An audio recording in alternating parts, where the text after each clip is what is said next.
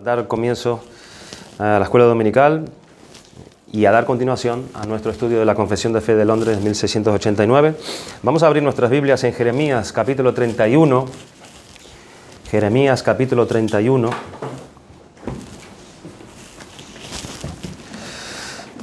Vamos a leer allí unos versículos para que demos introducción al tema que vamos a estar considerando en esta mañana, del capítulo 7 de nuestra Confesión de Fe. Está en el versículo 31 al 34 de Jeremías 31. Un texto muy conocido por nosotros. Dice así la palabra de Dios.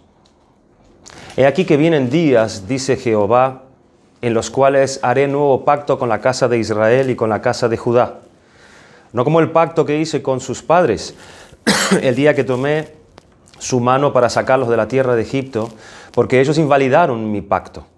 Aunque fui yo un marido para ellos, dice Jehová, pero este es el pacto que haré con la casa de Israel después de aquellos días, dice Jehová. 2 puntos. Daré mi ley en su mente y la escribiré en su corazón, y yo seré a ellos por Dios y ellos me serán por pueblo. Y no enseñará más ninguno a su prójimo, ni ninguno a su hermano, diciendo, conoce a Jehová, porque todos me conocerán desde el más pequeño de ellos hasta el más grande, dice Jehová, porque perdonaré la maldad de ellos y no me acordaré más de su pecado. Vamos a pedir la ayuda del Señor. Señor y Padre, queremos acercarnos a ti en gratitud, oh Señor, porque estamos aquí ante tu presencia y ante tu palabra. Y estamos aquí por los méritos de Jesucristo, quien ha pagado nuestra deuda en la cruz del Calvario, derramando su sangre preciosa, la sangre del pacto eterno, para que nosotros pudiéramos ser redimidos de la esclavitud de nuestros pecados y la consecuencia de este. Y poder estar ahora, Señor, ante ti, teniendo oídos para oír tu palabra, teniendo un corazón y una mente para recibirla, y teniendo tu Espíritu morando en nosotros, que nos da el poder para ponerla por obra. Padre, queremos rogarte que tú nos ayudes a honrar tu palabra y que ésta haga la obra por la cual tú la envías en esta mañana. Ayúdanos, oh Señor, te pedimos esto en el nombre de Jesucristo. Amén. Amén.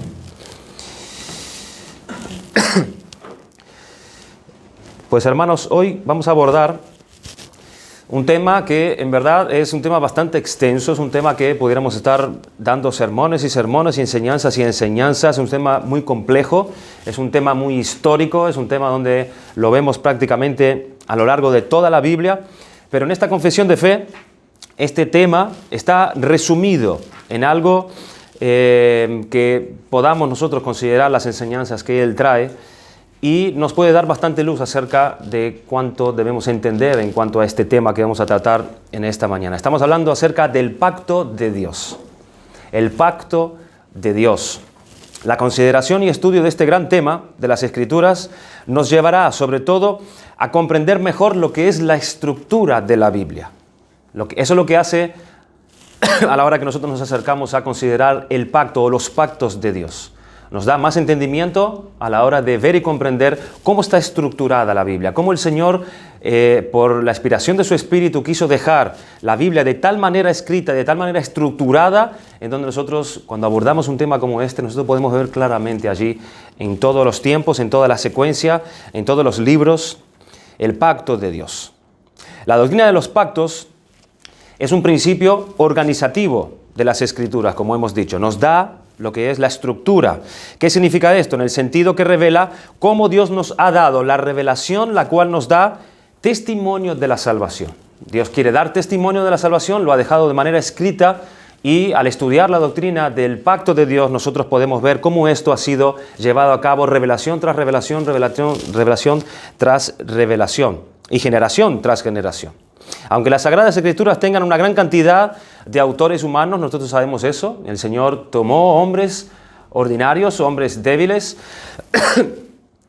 para transmitirles a ellos por medio del Espíritu Santo revelaciones en cuanto a la voluntad de Dios. Estos hombres estaban limitados, tenían limitaciones en su ser, en su carácter. Ellos tenían ciertas capacidades, tenían cierto grado de revelación y conocimiento, pero no pensemos que el producto final de todos sus escritos es simplemente una recopilación de documentos y libros sobre cada uno de ellos que lo quiso escribir y va cada uno por su lado. Allí está cada uno escribiendo de algo sobre un tema y todo esto es separado o de una manera no alineada, sino que el Espíritu Santo fue el autor divino, fue el que inspiró a cada uno de estos hombres, a todos ellos, y tal es así, por lo cual se percibe una coherencia en toda la Biblia. De forma que nosotros podemos ver la tremenda unidad como un producto final.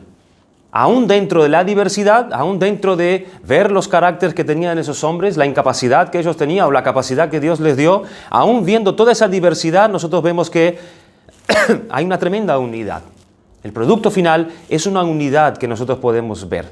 Pero los lectores que son inconstantes, aquellos que están no profundizando en las Escrituras, notarán que hay más diversidad que otra cosa. Pero a medida que nosotros vayamos profundizando en ella, hermanos, nosotros veremos la tremenda unidad que hay, aún en medio de la diversidad que encontramos en la palabra de Dios. Charles Spurgeon, él predicó acerca de este tema lo siguiente. Él dijo: estoy persuadido de que la mayoría de los errores que los hombres cometen concernientes a las doctrinas de la Escritura se originan en las equivocaciones fundamentales relacionadas con los pactos de la ley y la gracia. La doctrina del pacto divino está en el origen de toda la verdadera teología. Se ha dicho que alguien entiende bien la distinción entre el pacto de obras y el pacto de gracia a aquel que domina la teología. Aquel que ha comprendido bien la distinción entre estos dos pactos, el de obra y el de gracia, según Spurgeon, domina la teología. Fijémonos cómo toda la Escritura está dividida en dos grandes bloques en virtud del Antiguo Testamento y el Nuevo Testamento. La traducción de la palabra testamento, la palabra diadeque, que significa pacto o alianza, esa es la traducción de esa palabra testamento. Nuevo Testamento, Antiguo Testamento y Nuevo Testamento, la palabra pacto. Así que las Escrituras se dividen en Antiguo Pacto y Nuevo Pacto. Todo lo que contiene las Escrituras, todas esas verdades, todas esas promesas están contenidas, están metidas allí dentro de estos dos pactos. De manera que toda la acción de Dios para la salvación de su pueblo está contenida dentro de esos dos pactos. Dentro del Nuevo Pacto y dentro del Viejo Pacto, el Antiguo Pacto. Podemos ver cómo el lugar de este tema en esta confesión de fe, que es el capítulo 7, no es una coincidencia. Nosotros habíamos dicho en un principio que los autores de la confesión de fe han ordenado todos esos temas allí, temas fundamentales, pilares en los cuales nosotros tenemos que ser enseñados, no están allí de forma casual, sino que ellos lo ordenaron correctamente, de manera concienzuda, cada uno de esos temas de una manera justificada. Si el capítulo 6, por ejemplo, nosotros dejamos al hombre caído en el pecado, allí estaba el hombre con el peso de la condenación, el peso de la muerte sobre él, y con la corrupción que había afectado absolutamente todas sus facultades, tanto su cuerpo como su alma, de manera que para salvarse, él tiene que ser salvado.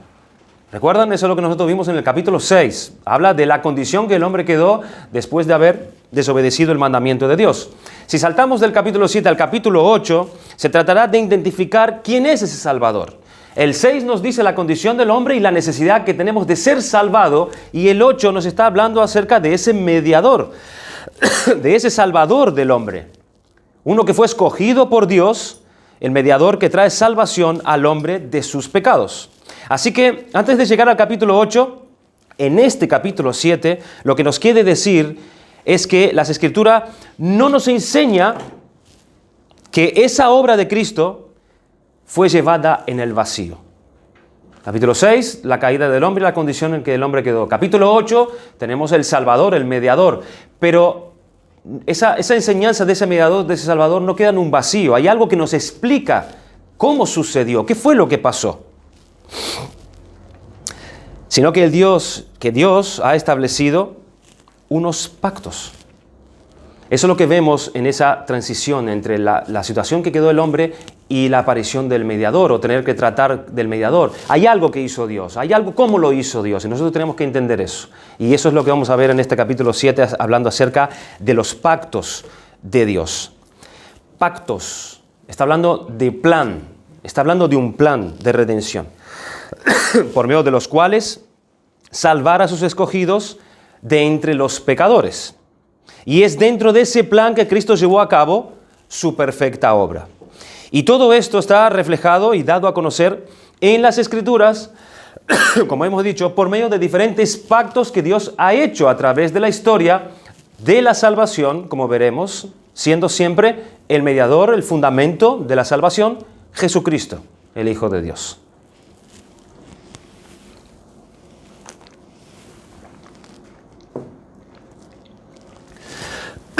Pues bien, en todos estos pactos juntos que nosotros encontraremos en las Escrituras, los autores de la Confesión de Fe lo llaman el pacto de Dios. El pacto de Dios o el pacto de gracia, como veremos en el párrafo 2. Pues aunque sean varios pactos, lo que nosotros encontramos en las Escrituras, están todos conectados y están todos relacionados y apuntando hacia un mismo fin. Esos pactos no son aislados, no son pactos independientes, son pactos que pertenecen a un mismo pacto y están todos relacionados y apuntan todos estos pactos a un mismo fin. ¿Y cuál es ese fin? La salvación eterna de ese pueblo de Dios por medio de la obra de Cristo. Esto es lo que nos enseña Efesios capítulo 2, versículo del 11 al 13. Abre tu Biblia, allí en Efesios capítulo 2, versículo 11 y 13. Vamos a leer lo que dice allí.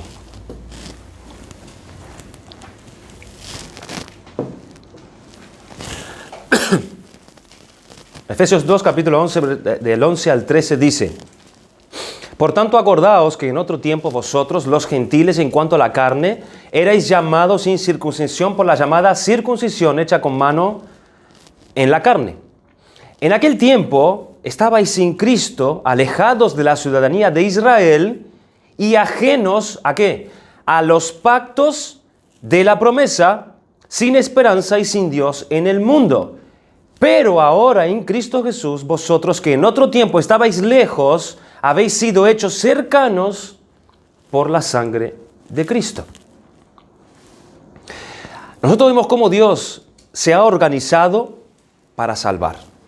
Esto es lo que nos explica esto que estamos viendo en este capítulo 7 acerca del pacto de Dios o estos pactos. ¿Cómo Dios hizo para salvar? ¿Cómo Dios se organizó para poder salvar al hombre? Lo ha hecho por medio de pactos. Por medio de pactos. Y esto es en plural. Está hablando en plural allí Pablo en Efesio. Los pactos de la promesa. Pero con una sola meta. Los pactos han sido implementados, han sido usados por Dios con una sola meta. ¿Cuál es esa meta? El cumplimiento de la promesa. El cumplimiento de la promesa que es en singular. Son pactos en plural buscando el fin del cumplimiento de la promesa que es en plural. Los cuales en un principio solo los conocían y se beneficiaban ¿quiénes? Los del pueblo de Israel. Son los únicos que se beneficiaban. En casos concretos y particulares se beneficiaba alguno que otros, pero en sí mismo ese pacto era para el pueblo de Israel. Y no los gentiles. Pero ahora los que estaban lejos, como dice Pablo aquí en Efesios, que son los gentiles, por Cristo han sido hechos cercanos. ¿Cuándo? Es la pregunta. Cuando vino el cumplimiento de la promesa. Solo cuando Cristo derrama su preciosa sangre en la cruz es cuando se abre y se da a conocer ese pacto de gracia a plenitud. Fíjense que la sangre de Cristo se le llama en la palabra de Dios la sangre del pacto eterno, ¿verdad? ¿Recuerdan aquel episodio de Cristo con la mujer cananea? Era una mujer gentil, ¿se acuerdan? Era una mujer gentil. Dice en Marcos capítulo 7, versículo 24 al 30, y he aquí una mujer cananea que había salido de aquella región clamaba diciendo: Señor, hijo de David, ten misericordia de mí, mi hija gravemente atormentada por un demonio. ¿Pero qué le dijo Jesús? Él respondiendo dijo: no soy enviado sino a las ovejas perdidas de la casa de Israel. Aquí está hablando Cristo del pacto con Israel. Él estaba diciendo: todavía no estoy disponible para los gentiles. Es lo que él estaba queriendo decir a esta mujer. Aunque luego vemos que ella puso su fe en el Señor y el Señor la reconoció. Un caso particular. O aquel episodio de los griegos que estaban buscando a Jesucristo, ¿se acuerdan? En Juan capítulo 12, versículo del 20 al 41, había ciertos griegos entre los que habían subido a adorar en la fiesta. Estos pues se acercaron a Felipe, que era de Betsaida y Galilea, y le rogaron, diciendo: Señor, quisiéramos ver a Jesús. Felipe fue y se lo dijo a Andrés. Entonces Andrés y Felipe se lo dijeron a Jesús. Jesús le respondió diciendo, fíjense la respuesta de Cristo. Cristo no aclaró nada, simplemente dijo lo siguiente: ha llegado la hora para que el Hijo del Hombre sea glorificado. De cierto os digo que si el grano de trigo no cae en la tierra y muere, queda solo, pero si muere, lleva mucho fruto. Tanto a la mujer cananea como a estos griegos, es como que Cristo les estaba diciendo: han llegado fuera de tiempo. Han llegado fuera de tiempo, han llegado muy temprano. Todavía no es el tiempo de ustedes. Pero llegará el tiempo, dice el Señor, que el Hijo del Hombre sea glorificado y tenga que entregar su vida. Dice el versículo 23, Jesús le respondió diciendo: ha llegado la hora para que el Hijo del Hombre sea glorificado. De cierto os digo que si el grano de trigo no cae en la tierra y muere, queda solo, pero si muere lleva mucho fruto. Ahora es el juicio de este mundo, ahora el príncipe de este mundo será echado fuera. Cristo está hablando ya del tiempo de su muerte, su redención está a punto de llegar. Y yo, si fuera levantado de la tierra, a todos atraeré a mí mismo. Allí habla del cumplimiento del pacto de gracia por medio de su muerte. El beneficio era para los israelitas. Vemos muchísimos casos así, pero el tiempo de los gentiles todavía no había llegado y Cristo fue levantado en la cruz, sí. El grano de trigo cayó en la tierra, sí, y murió. Y no quedó solo, sino que llevó mucho fruto. Y la evidencia, hermanos, de esos frutos somos todos nosotros aquí, que no somos parte del pueblo de Israel, que somos gentiles, porque ninguno de nosotros somos judíos. Y esa es la evidencia que ese pacto se inauguró, el pacto de gracia. ¿Cuál es la evidencia? Que los gentiles vinieron a ser parte del pueblo de Dios. Aquellos que estaban lejos vinieron a ser cercanos. Es decir, ahora nosotros los gentiles podemos venir a desgustar y ser partícipe de esos pactos que Dios desde el principio ha establecido para bendición y salvación por su bondad y misericordia de muchas naciones. Vamos a pasar a resumir el contenido de este capítulo 7 de la siguiente manera, que nos dará el bosquejo para que nosotros podamos examinarlo y nos será más fácil. El párrafo 1, nos va a hablar acerca de la necesidad general de este pacto de gracia. La necesidad general de este pacto de gracia. El segundo párrafo nos hablará del modo usado por Dios para establecer el nuevo pacto. Hay una necesidad general de que el hombre tenga este pacto y también veremos cómo Dios usa el modo de Dios de establecer el nuevo pacto. Estaremos viendo la dimensión universal de este pacto, como también la dimensión particular. Y en el párrafo 3 vemos las marcas esenciales del pacto de gracia. Veremos su progresiva revelación, como Dios por medio de esos pactos fue revelando cada vez más su voluntad, su salvación. Veremos el origen del pacto, a saber, es eterno. Es un pacto que se inició, es un pacto eterno que se inicia en la eternidad. Y veremos también su provisión en exclusiva para los escogidos, para los elegidos de Dios. Pero hoy vamos a considerar solamente los dos primeros párrafos. No nos va a dar tiempo en mirar los tres. Vamos a leer el párrafo 1 y Dios quiera que nos dé tiempo para ver los dos primeros párrafos.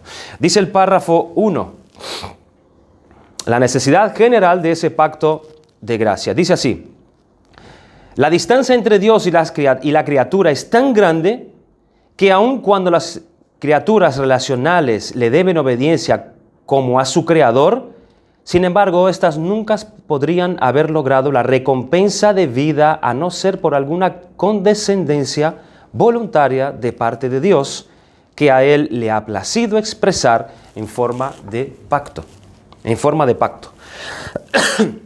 Escuchen lo que dice Isaías, capítulo 40, versículo 12. Yo se los leo. ¿Quién midió las aguas con el hueco de su mano y los cielos con su palmo? Con 3 dedos juntó el polvo de la tierra y pesó los montes con balanza y con pesas de collados. ¿Quién enseñó al Espíritu de Jehová y le aconsejó enseñándole? ¿A quién pidió consejo para ser avisado? ¿Quién le enseñó el camino del juicio o le enseñó ciencia o le mostró la senda de la prudencia? Aquí es como que estas preguntas están haciendo una gran separación entre Dios y todos los demás. He aquí que las naciones le son como la gota del agua que cae del cubo y como menudo polvo en las balanzas le son estimadas. He aquí que hace desaparecer las islas como polvo. Ni el Líbano bastará para el fuego, ni todos sus animales para el sacrificio. Versículo 17. Como nada son todas las naciones delante de él, y en su comparación con las naciones, aquí está el contexto, serán estimadas en menos que nada y que lo que no es. En este capítulo 7, dentro de este tema de los pactos, es cuando nosotros vamos a empezar a tratar esa relación que hay entre el Creador, el omnipotente Dios, y la criatura, a saber, el hombre. Pues bien, antes de abordar este tema, es necesario dejar claro desde el principio, hermanos, la diferencia abismal que hay entre ambos, que hay entre el Creador y la criatura, como sabiamente nos indica este párrafo que acabamos de leer.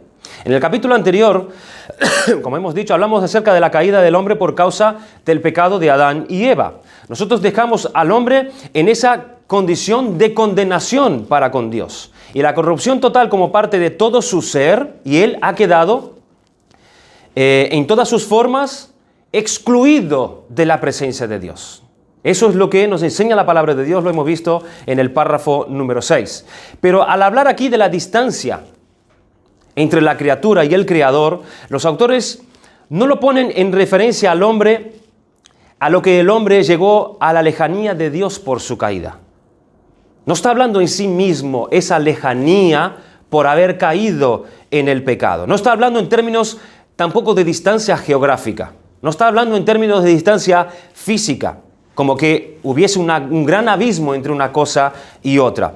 Y en cierto sentido es así. En cierto sentido es así también. Dios dice que Él está cercano al humilde, pero al orgulloso, al soberbio, Él dice que está lejos. Dice el Salmo 138:6, porque Jehová es excelso y atiende al humilde, mas al altivo mira de lejos. En cierta forma sí hay una lejanía en cuestión a distancia, pero cuando la confesión habla de distancia entre la criatura y el Creador, hermanos, es en base a lo que el hombre es en relación con ese Creador y en comparación con ese Creador. La criatura está lejos de su Creador en cuanto a relación y la criatura está lejos de su Creador en cuanto a comparación. De ahí la gran necesidad de las Escrituras de un pacto de gracia. De ahí la necesidad que nos presenta la palabra de Dios para el hombre de un pacto de gracia. Pero vamos a ver por las Escrituras cómo la tremenda necesidad de un pacto de gracia, hermanos, presten atención en esto, no es solo debidamente a la existencia del pecado del hombre. Esa distancia no es solamente debida al pecado del hombre, sino va mucho más allá. Es por causa de quién es Dios en relación a nosotros. El pecado nos alejó aún más de Dios. Pero si no hubiésemos pecado, esa condición de que no hay comparación, la tenía Adán en su pureza, aún así. Miremos en Lucas capítulo 17, hable tu Biblia. Lucas 17, vamos a leer a partir del versículo 7.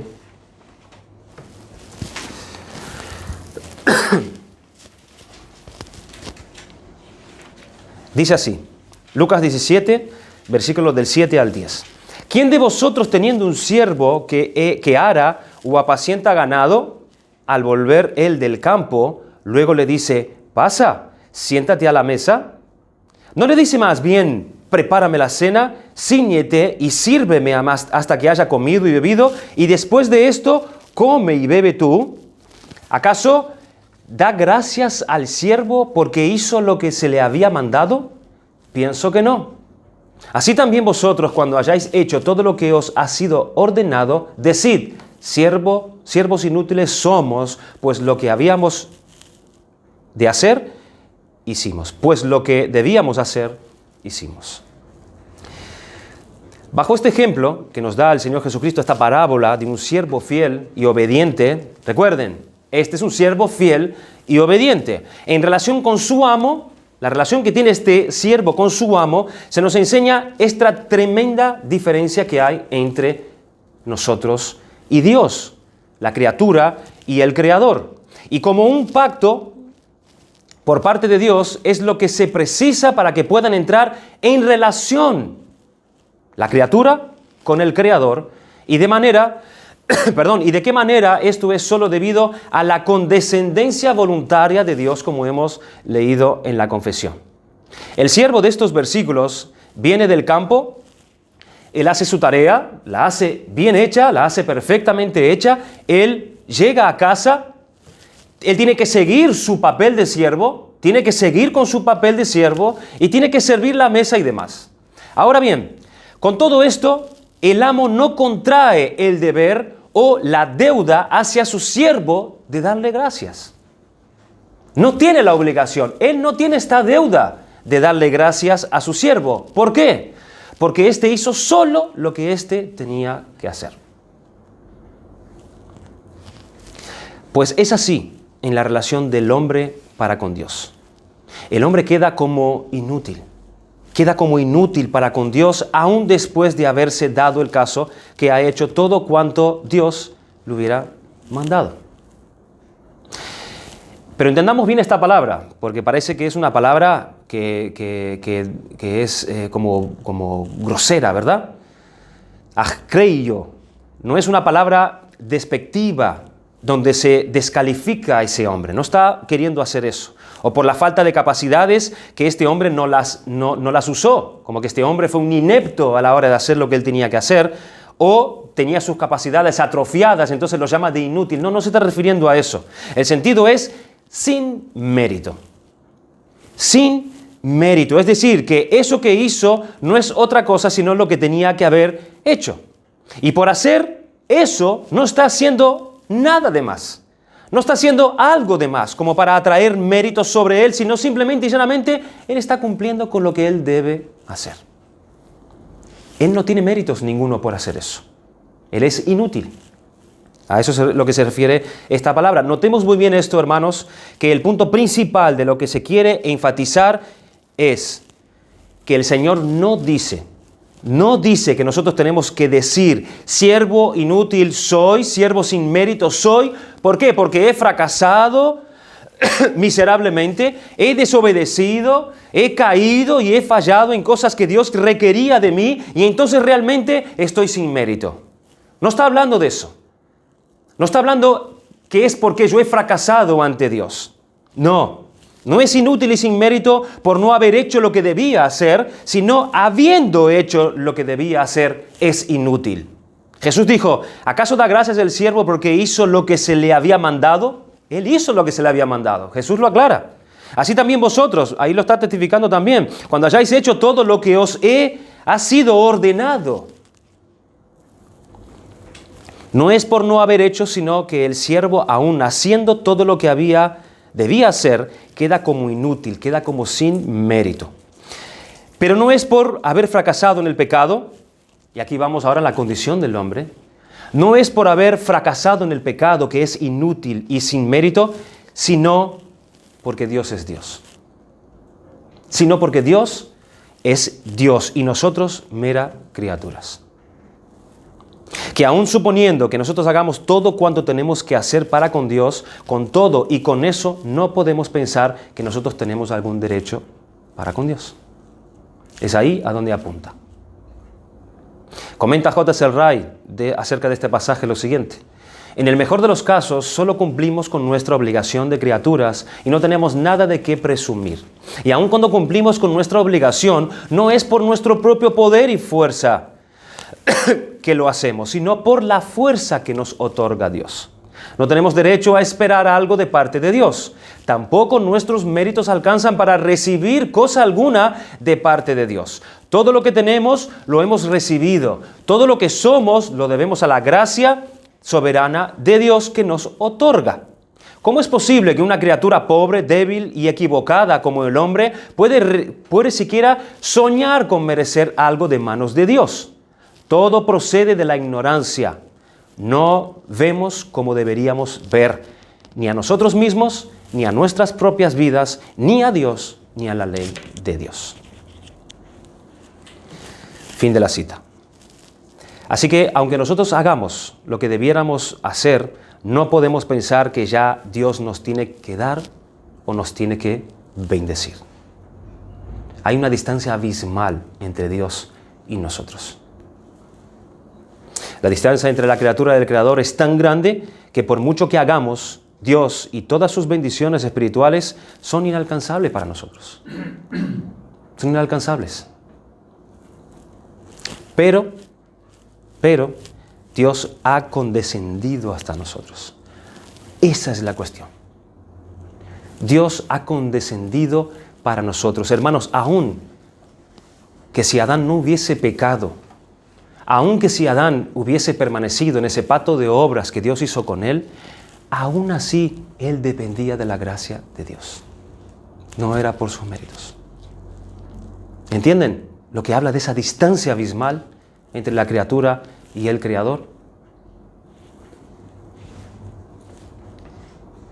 Repetimos, Dios ha condescendido hasta nosotros y ha hecho pacto con nosotros. Y ha encerrado dentro de esos pactos esas bendiciones del reino de Dios y la vida eterna, que de otra forma nosotros jamás podríamos alcanzar, aún dando una plena y perfecta obediencia de nuestra parte.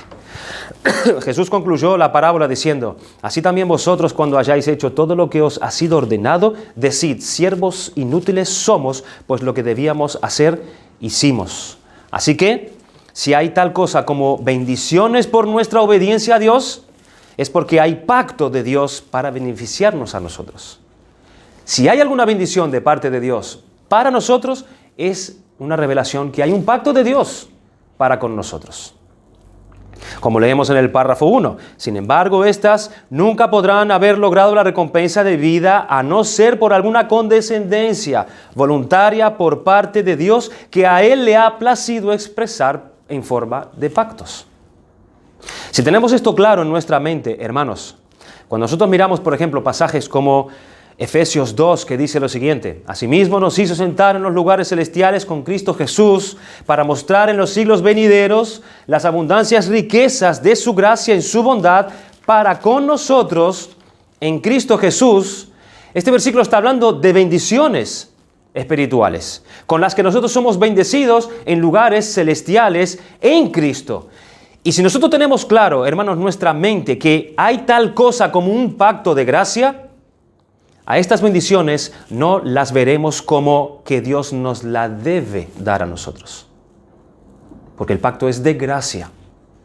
Es por gracia. No es porque creemos siquiera, no es porque obedezcamos tampoco, sino porque Él ha querido enriquecernos con ellas, depositándonosla y acercándonosla dentro del nuevo pacto, que es en el cual nosotros vivimos ahora, como nos dijo Pablo antes en Efesios 3. Ahora el Señor deposita eso sobre nosotros. Él nos da esas riquezas espirituales por medio de la fe, por medio del arrepentimiento, por medio de la obediencia a lo que Dios nos manda hacer para ser recibida la bendición suya, porque Dios los ha puesto de esa forma a nuestro alcance. ¿Y de qué manera?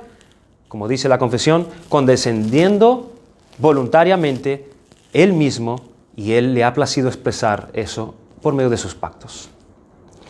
Miremos cómo esto mismo es dicho en el Salmo 113. 113, versículos del 1 al 6. Buscan la Biblia, Salmo 113, versículo del 1 al 6. Miren cómo lo dice.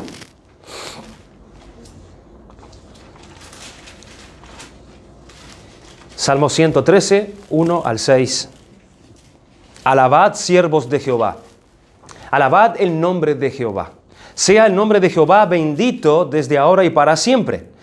Desde el nacimiento del sol hasta donde se pone, sea alabado el nombre de Jehová. Excelso sobre todas las naciones es Jehová. Sobre los cielos su gloria. ¿Quién como Jehová nuestro Dios, que se sienta en las alturas, que se humilla a mirar en el cielo y en la tierra? El salmista, después de hablar de la grandeza de Dios, después de hablar de la sublimidad de Dios sobre los cielos y la tierra, Él dice en el versículo 6 que Él echó de mirar, el hecho, de mirar a los cielos y la tierra, o sea, el hecho de que Dios mire a los ángeles y el hecho de que Dios mire a los hombres para atenderlos, para cuidarlos, para guiarlos, ya es un acto de humillación. Ya es un acto de humillación de parte de Dios. Es decir, que de ninguna manera Dios no tiene que nada. Si Él se digna mirarnos para darnos algo, eso ya es una humillación de su parte. Él se condesciende voluntariamente a hacerlo. De forma que el hecho que Él esté entre nosotros, hermanos, que nos dé vida, que nos esté dando luz, que Él nos escuche en nuestras peticiones y en nuestras oraciones y aún nos conteste, que Él haga de nosotros su templo para que habite en nosotros su Santo Espíritu y tenga entre nosotros el bien tener su casa en donde Él habita. Hermanos, eso es un fruto de la humillación de Dios. Es un fruto de su propia humillación. Entendiendo esto así, ¿no se nos hace más claro pasajes como Filipenses 2 que dice: Cristo Jesús, el cual siendo en forma de Dios, no estimó el ser igual a Dios como cosa que aferrarse? Ahí está hablando de la distancia, como Dios, sino que se despojó a sí mismo, tomando forma de siervo, hecho semejante a los hombres, y estando en la condición de hombre, se humilló a sí mismo. Ya es una humillación para Dios venir a este mundo y encima a hacerse como los hombres, ocupando el lugar del hombre, de la criatura, que tiene una distancia abismal con Dios. Eso es una humillación para Cristo. El eterno Dios ha condescendido a darnos esto en el nuevo pacto. Se ha condescendido. Esta es la expresión del nuevo pacto que de ninguna manera nosotros llegaríamos a alcanzar por nosotros mismos. No se puede entender cómo algunos tienen en poco, hermanos, todas estas tremendas cosas. No se puede entender. Ay de aquel que desprecie tanto favor de parte de Dios. Ay de aquel.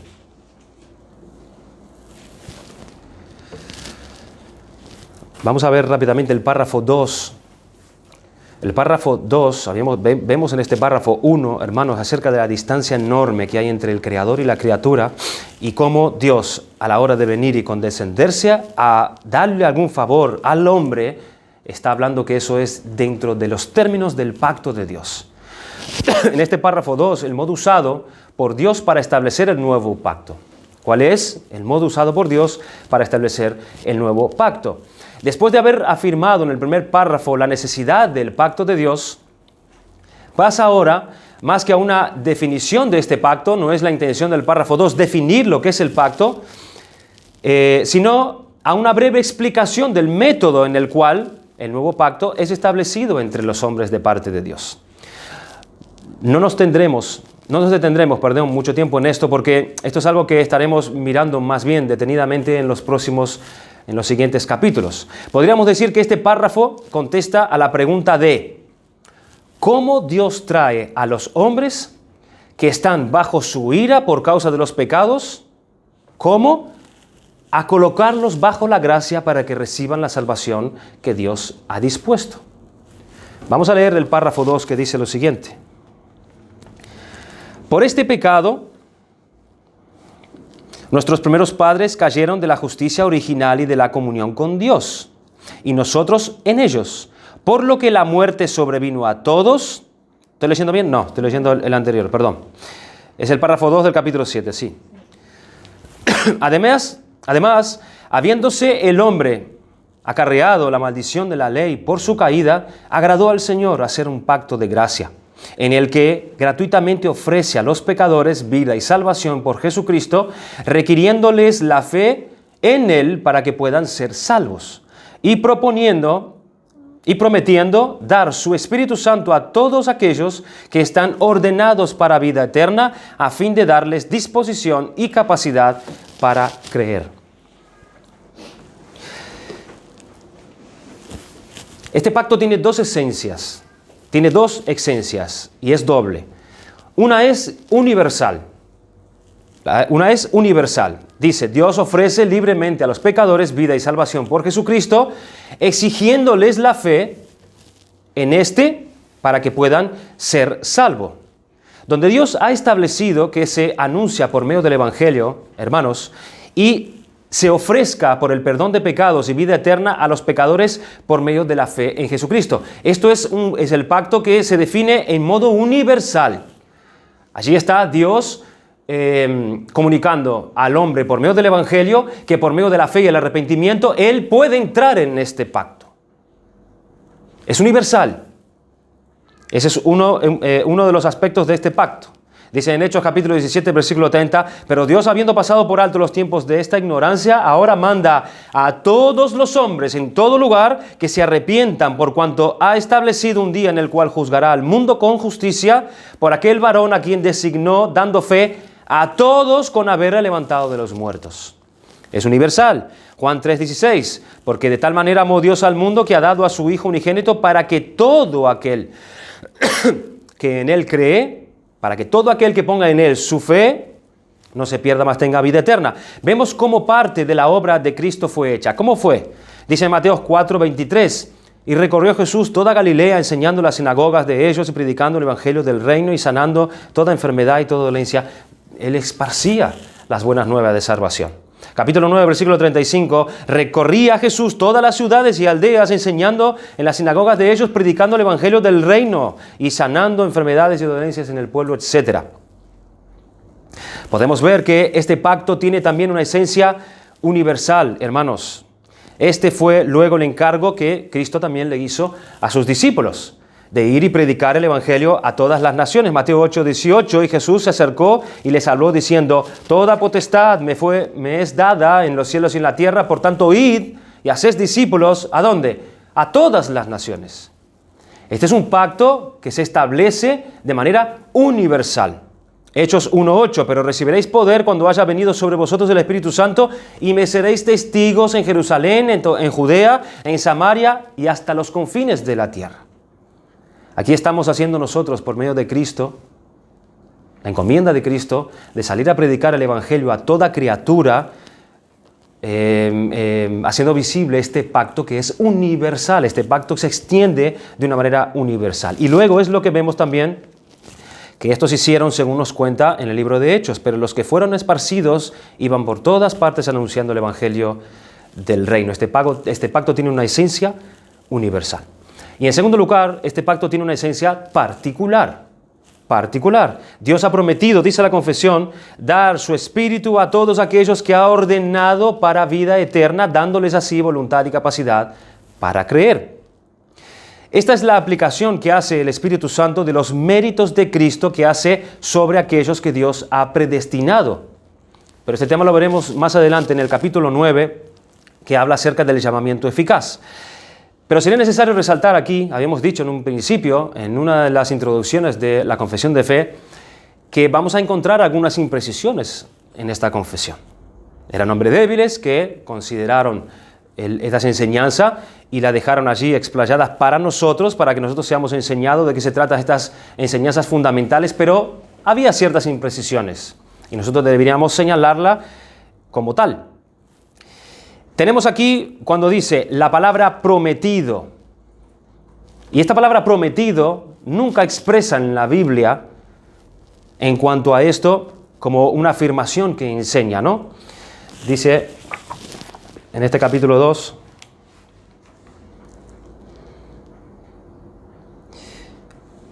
dice, requiriéndoles la fe en Él para que puedan ser salvos y prometiendo dar su Espíritu Santo a todos aquellos que están ordenados para vida eterna. No hay tal cosa como una promesa de Dios en este sentido.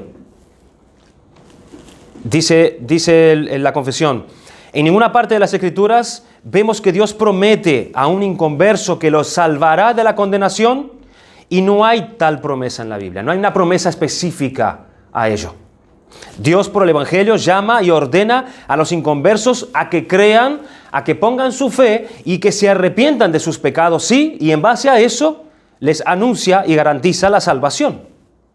¿Cierto? Dice Sproul acerca del pacto, él dice, la nueva alianza el pacto de la gracia fue ratificada por el derramamiento de sangre de Cristo sobre la cruz.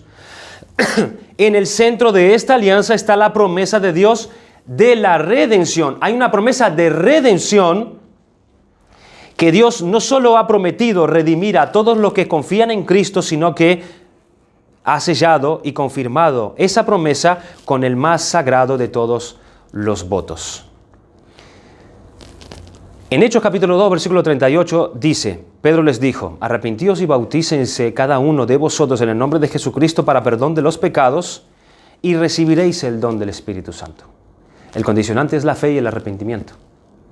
Dios nunca prometió salvación a los que están perdidos, a no ser por la fe y el arrepentimiento. No es una promesa que es hecha y ya está.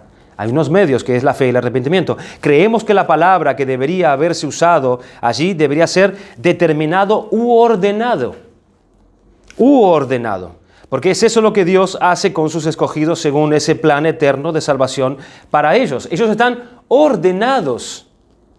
Como podemos ver en Hechos 13:48, que dice, los gentiles, oyendo esto, se regocijaban y glorificaban la palabra del Señor y creyeron todos los que estaban prometidos para vida eterna. No, dice los que estaban ordenados para vida eterna. Este punto, de esa forma, expuesto y aclarado, nos da el perfecto equilibrio en este tema para huir de los dos extremos. Estamos hablando de la esencia de estos dos pactos, que es universal y que es también particular. Viendo esto así, teniendo esto claro, nos retrae, hermanos, de ir a los dos extremos. ¿Cuáles son esos dos extremos? El punto de vista, por ejemplo, de los arminianos, que solo se queda en el punto número 1, en el pacto universal, que lo que Dios hace y lo que es el Evangelio es una simple oferta general para todo el mundo. Eso es lo que dicen los arminianos. Es una oferta, es un pacto general, que ahí está para todo el mundo y está disponible para todo el mundo, y el que quiera lo coge. Pero también nos previene contra el otro extremo, el extremo de los hipercalvinistas, donde se quita el primer punto, el punto universal, ¿cierto?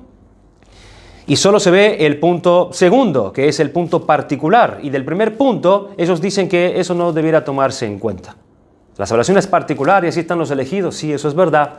Pero la salvación de Dios es universal. Cristo hizo ir y predicar el Evangelio a todas las naciones. Entender esto así, que es en los dos aspectos este pacto, nos libra de caer en estos dos extremos. Lo que tenemos que tener en mente es que se debe recalcar la prioridad de Dios.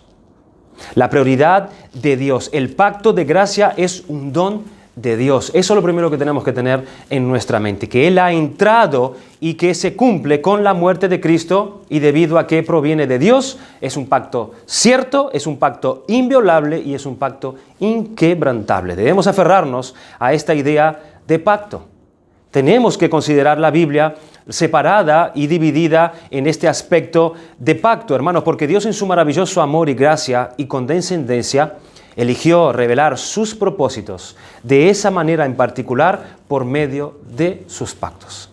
Por medio de sus pactos. Llamó al hombre así y eligió hacer un acuerdo con él.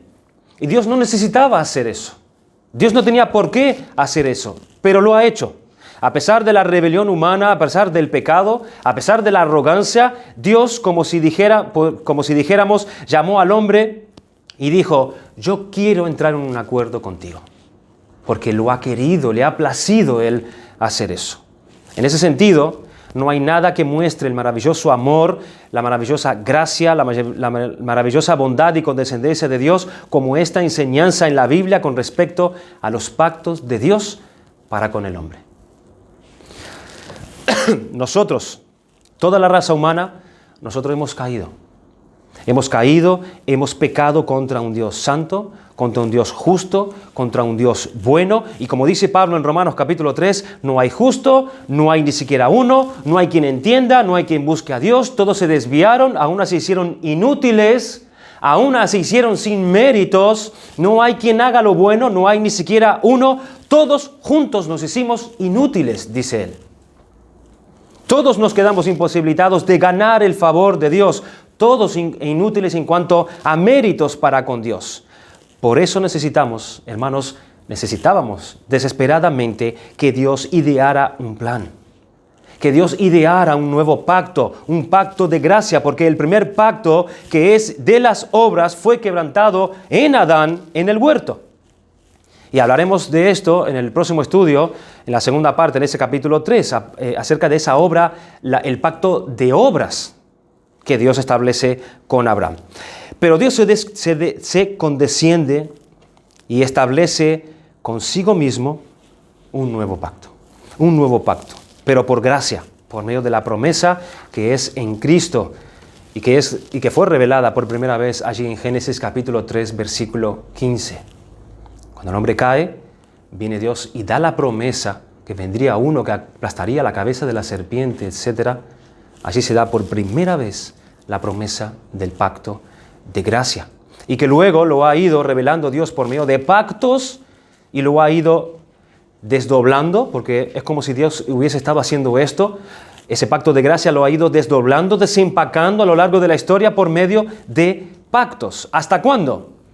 Hasta llegar el cumplimiento de la promesa, hasta llegar la simiente prometida a Abraham, que es Cristo. Este aparece, este cumple con el pacto de obras que Adán quebrantó, vino Cristo y cumple el pacto de obras que Adán no pudo cumplir y lo hace a la perfección. Él paga el salario, paga el castigo del pecado con su muerte y con su sangre, la sangre del pacto eterno, sella el cumplimiento del pacto de Dios para la salvación de su pueblo. Tremenda la obra de Dios. Hay un solo pacto, y es el pacto de gracia para la salvación del hombre que Dios fue revelando a lo largo de la historia por medio de pactos. Por eso veremos, hermanos, por eso vemos que después de Cristo ya no hay más pactos. Después que vino la promesa y se cumplió la finalidad de esos pactos, que es el cumplimiento del pacto, el único pacto, que es el pacto de gracia, después de Cristo ya Dios no hizo pactos con el hombre. No vemos a los apóstoles transmitiendo algún tipo de pacto ya a la iglesia.